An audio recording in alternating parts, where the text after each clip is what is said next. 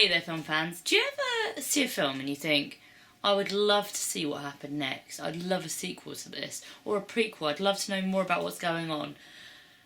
Do you ever see films that you don't care if you ever see anything about them ever again? Cool, well today I'm going to talk to you about Snow White... The Huntsman, Winter's War. So you might remember a couple of years back, Rupert Sanders directed a movie with Kristen Stewart in called Snow White and the Huntsman. The main scandal that surrounded that was that at the time Kristen Stewart was dating Robert Pattinson and she cheated on him with the director. Okay, so a sequel was planned, but obviously it might be a bit awkward if those two were reunited, the director and the lead actress. So to get around that, we now have a film that doesn't have Snow White in, barely at all, not any shots of Kristen Stewart. She's pretty much written out as a character, and the director has been replaced by a special effects artist. So with all that in mind, it's not really surprising that this film is a complete shambles.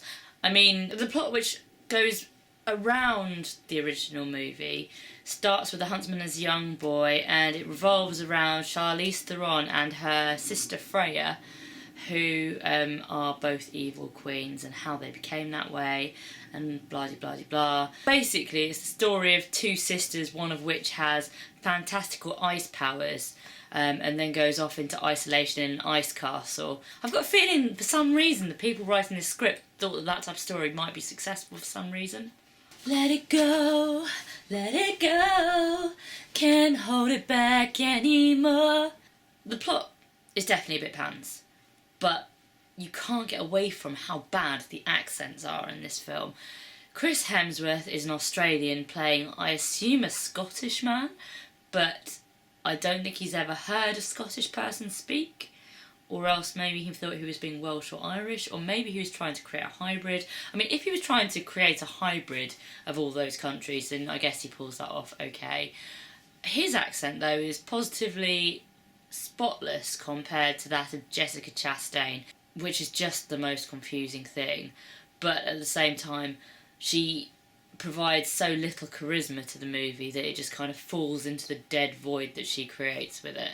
Chris Hemsworth's character is also not particularly likeable. He's got this kind of smug smile that he pulls out, not particularly charismatic. I do feel though that Jessica Chastain is like carving a niche for how not to portray a strong female character in an action movie, because she's meant to be like a Katniss Everdeen Merida from Brave, feisty warrior woman, but in fact it's just a yawning vacuum of nothingness. The film starts with an extremely long 7 years worth of backstory, which is done with a voiceover and it's so pants. And from there it just plods from point to point. You know what's going to happen. There are no surprises really, just disappointment.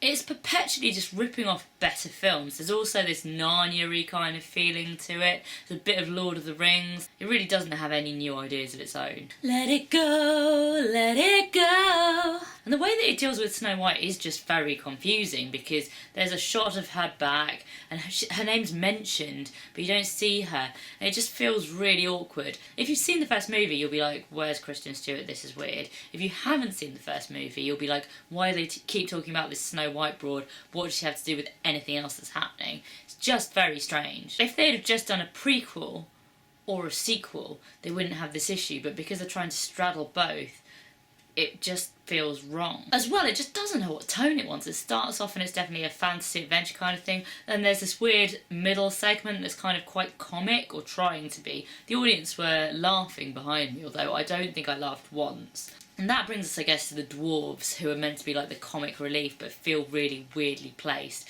Obviously the original 7 dwarves, now we're down to just 2 for one reason or another, but then we get another 2 lady dwarves. So we've got Rob Brydon, who gets most of the comic lines, but they tend to fall a bit flat. We've got Nick Frost, who I do really like as a screen presence, and he was quite sweet and likeable. He is generally quite likeable, I think. And Sheridan Smith, who had quite a few quite crude lines. I think there's a slag, a bollocks, a wanker and a minger that mostly come from her throughout the plot.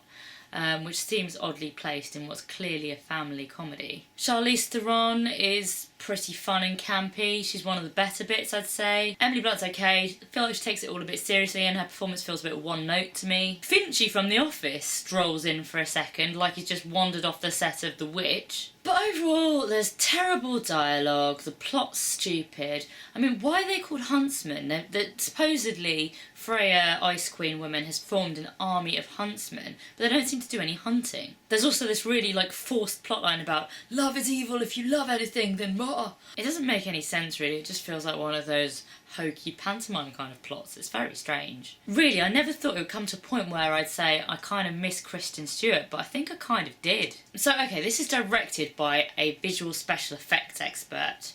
So the one thing you're going to expect to be good will be the visual special effects. Well, I mean, there are some that are really very impressive, but there are also some that look a little bit hokey, I'd say. And if you can't get that one thing right, then really we are a bit screwed. But hey, let's try not to be completely negative. So yes, I didn't mind Nick Frost, I didn't mind Sheridan Smith, I didn't mind Charlize Theron. Some of the visual effects were pretty good, but other than that, boring, lumpy.